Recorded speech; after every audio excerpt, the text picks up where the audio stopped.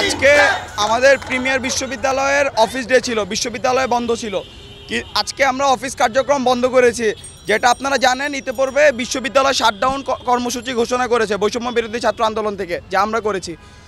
আজ আমাদের এরকম আমরা শুধুই মাত্র এখানে সমাবেশ হালকা করে দিয়েছি। আজকে আমাদের মূল উদ্দেশ্য, আজকে আমরা ডিসি অফিসে যাব, গিয়ে আমাদের দফা দাবি এবং পদত্যাগপত্র আমরা যা চাই প্রত্যেকটা জিনিস ডিসি অফিসে জমা দিব। এই স্মারকলিপি জমা দেওয়া হবে ডিসির কাছে। এর পরবর্তীতে আমাদের কঠোর কর্মসূচি শনিবার দিন দেওয়া হচ্ছে। শনিবার দিন আমাদের কর্মসূচিতে আমরা সকল শিক্ষার্থীরা প্রতিটা ক্যাম্পাসের সামনে, শাটডাউনের সামনে আমরা অবস্থান করব এবং আমরা আমাদের অবস্থান জানান দিব। শনিবার দিন পুরো বৈষম্য বিরোধী ছাত্র আন্দোলন থেকে শুরু করে প্রিমিয়ারের প্রাইভেট বিশ্ববিদ্যালয় সকল শিক্ষার্থীরা সকলে আমাদের সাথে একমত প্রকাশ করেছেন এবং সকলে থাকবে।